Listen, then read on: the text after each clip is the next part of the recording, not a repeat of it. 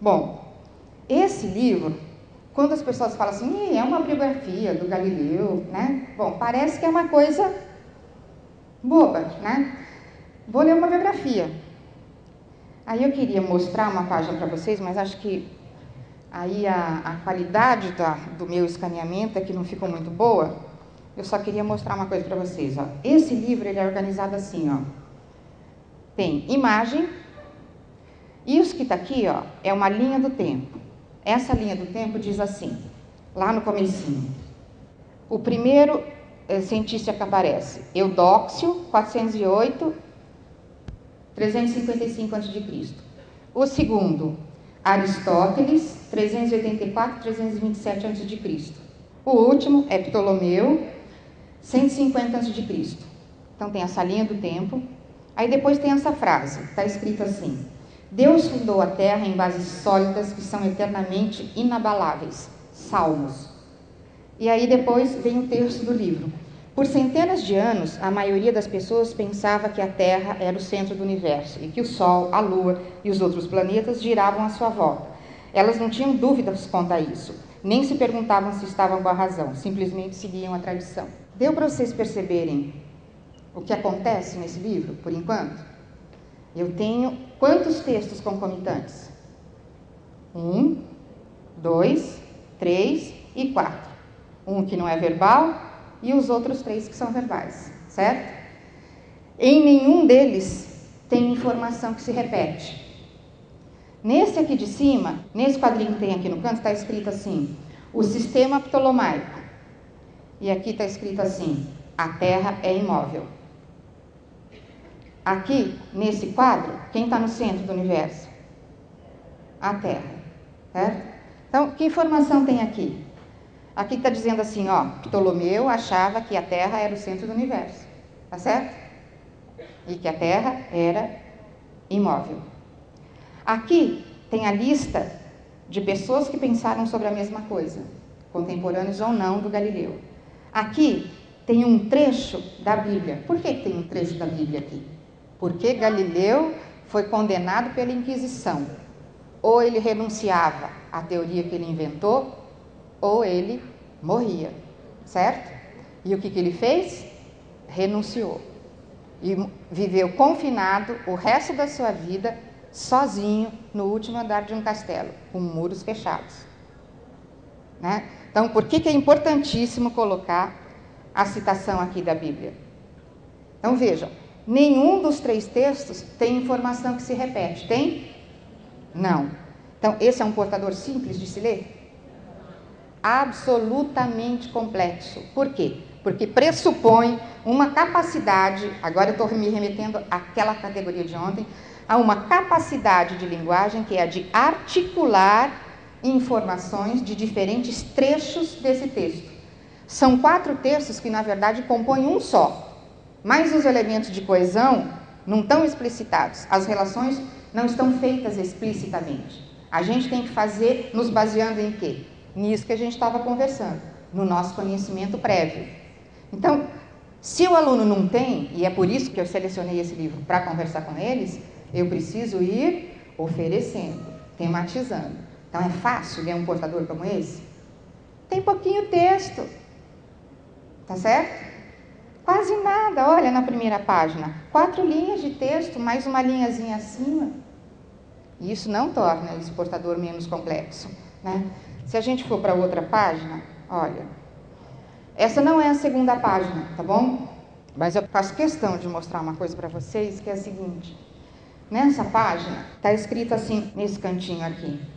Até os 11 anos de idade, Galileu estudou em casa com seu pai. Então ele foi mandado para o monastério beneditino de Santa Maria de Vallombrosa, onde estudou latim, grego, religião e música. Na ondinha, está escrito assim. Na época de Galileu, as casas e as cidades eram, em geral, muito bonitas, mas a vida era difícil e havia pouco conforto. A iluminação era à base de velas ou lâmpadas de azeite. Não havia sistema de refrigeração. Nas ruas havia esgotos a céu aberto, havia muitas doenças e milhares morriam de tifo e de peste bubônica. No último trechinho está escrito assim: Galileu cresceu e se desenvolveu. Em quase tudo, ele era como todas as outras crianças sadias, mas era mais curioso e vivia com a cabeça nas estrelas. Alguma relação com o título? Essa não é a única, depois eu vou... Então, assim, eu tenho, mais uma vez, 3 textos verbais e um texto não verbal. Quando eu falo em linguagem verbal, eu estou falando na linguagem que é o verbo, certo? A linguagem verbal, ela é tanto oral quanto escrita. Então, eu tenho 2 linguagens dentro de uma única, a linguagem oral e a linguagem escrita. A linguagem verbal engloba as 2, tá bom? Só porque veio uma pergunta como essa ontem, então fiz questão de esclarecer. Então, aqui eu tenho um texto, esse aqui, que não está organizado em linguagem verbal, né? E tenho esses 3 textos que estão organizados em linguagem verbal. Vocês viram o movimento desse texto? Eu vou mostrar para vocês um outro pedacinho. Ó, ele está falando de organização do sistema solar, né? Tem um outro trechinho que é um caracol o texto. Então, quando a gente vai ler, a gente lê. A Itália era uma colcha de retalhos de cidades, estado, cada uma com suas próprias leis e governo. Uma mesma religião, a fé católica, era partilhada por todas elas, e a igreja tinha grande poder. Faz sentido esse movimento que é colocado nesse enunciado? Eu estou falando de quê? Sistema solar, né? Relação entre os planetas, movimento, certo? Então vejam, é importante para os meninos perceberem que tem uma relação entre esse movimento e o conteúdo do que se está tratando. A compreensão mais profunda requer, sim, que eu perceba isso. Porque à medida que eu percebo a maneira como o material de leitura foi construído, eu chego mais perto do sentido por um lado e por outro, isso depois, não é esse o objetivo da atividade de leitura, mas isso certamente repertoria para a produção escrita. Evidentemente que repertoria se eu tematizar, porque se eu não tematizar, pode não repertoriar, certo? Então, por exemplo, só ler e achar que isso vai ser apropriado pelos meninos, não. Então, a gente tem que propor que as estratégias utilizadas por eles sejam replicadas. Não é imitar, é compreender a estratégia. Então, por exemplo, bom, agora nós vamos produzir um livro de biografias. Biografia de quem você vai escrever? De quem você? De quem você? Vamos pesquisar, vamos investigar. Cada um escreve a sua. Se alguém, quando for escrever a sua biografia, por exemplo, quiser usar esse recurso, qual é o recurso? Não é escrever texto em caracol. O recurso é colocar no texto uma sinestesia, né, um movimento que seja articulado, representativo de alguma característica daquilo com que eu estou trabalhando. É essa que é a ideia. Então tem que ir para o princípio, certo? Não para a coisa, para o princípio da coisa. Então, compreender profundamente isso é condição de leitura adequada de um material como esse. Senão eu faço uma leitura rasa. O cara que é um gênio, o Peter Sis, que fez um livro maravilhoso como esse, que inclusive a gente sabe que foi enviado para as escolas já há muito tempo. E não sei se todas as escolas têm, mas o pessoal da secretaria fez um levantamento e viu que foi enviado para as escolas já há um certo tempo. Não é uma coisa recente, mas já está lá. É um livro que, portanto, pode ser que vocês encontrem na própria escola para trabalhar com eles. Mas perceber a forma de organização ajuda o sujeito a construir o sentido.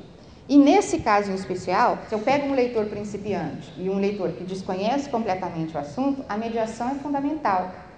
Então, não é um livro que eu posso dar para os meninos, soltar na mão dele e pedir para eles lerem.